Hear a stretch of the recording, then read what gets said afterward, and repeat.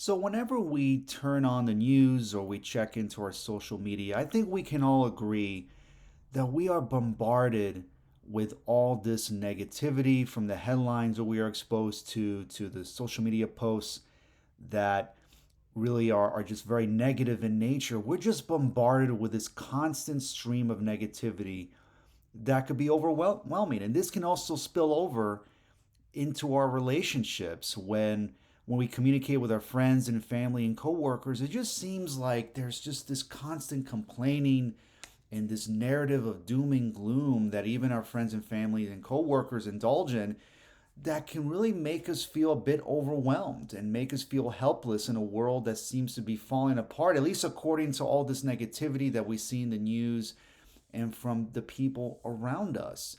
And this could be a big problem. And it's no wonder why so many people are suffering from depression and anxiety, because we live in an environment that is an incubator for these sort of emotions and these mental health problems because of this constant stream of negativity.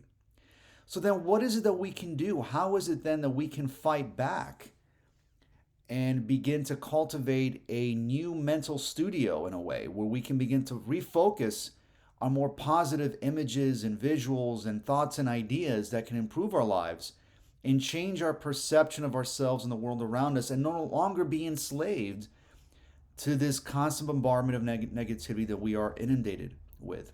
And the first thing then to overcome this is to understand the nature of media. There's a term to describe the media where whatever bleeds leads. And I don't like using that term, it's a little bit dark, but I think it can sum up the nature of media very easily, because the media tends to focus only on bad news and bad press. Because let's face it, bad news and bad press brings in ratings and headlines. And in this social 24-hour social media and news environment is these bad headlines and this negativity that brings in ratings. And when we see the headlines, it's of economic Armageddon and volatility, war, pandemic, violence, fear. And when you look at these headlines, the headlines are specifically designed to get our attention.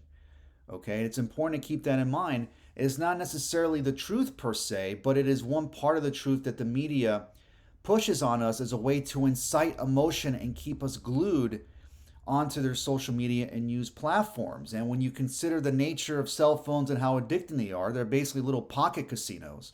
And I'm not anti cell phone, by the way, I just want to make that clear. But we also have to understand, if we are to overcome this negativity, we have to understand the dark side of media and cell phones, that they can be very addicting. And with these headlines that we are bombarded with, they tap into this ancient psychological part of the mind. And really, what I mean by that is that if you go back to hunter gatherer societies, these societies really function in such a way where they were constantly looking for threats, whether threats from dangerous animals or from a warring tribe or bad weather.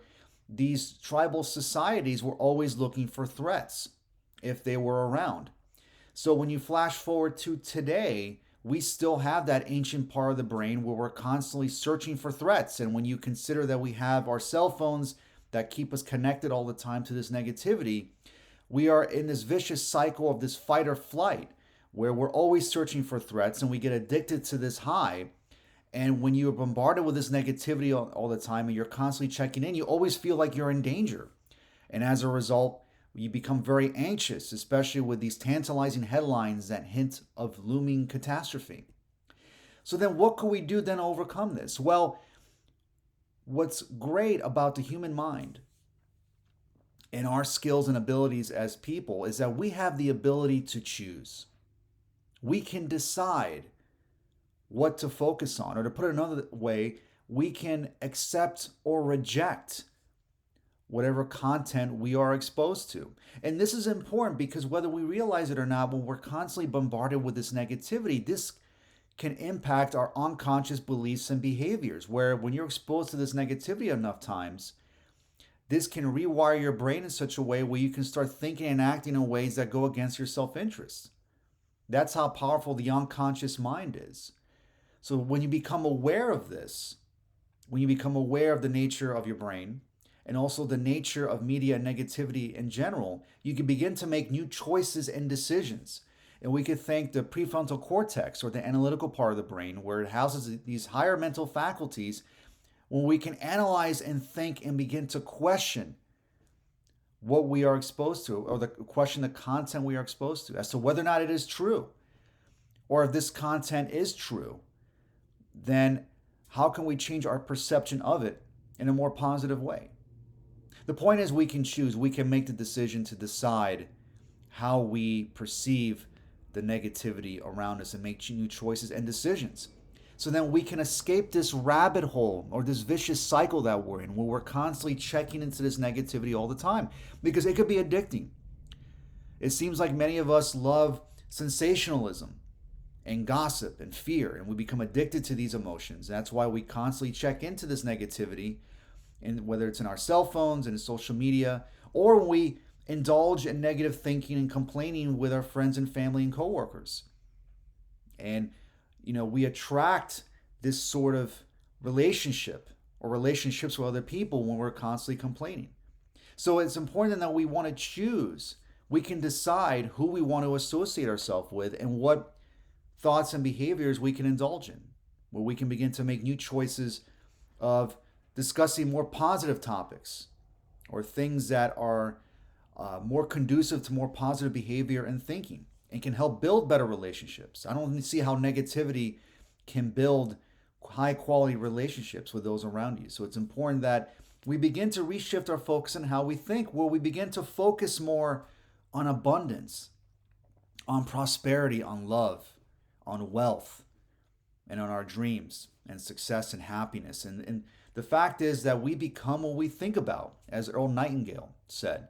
And when we reshift our focus on what we want, and the kind of lives we want to live, and the world that we want to see, we can make those new choices, and then we can see and feel that the world is changing around us, because we're changing our perception.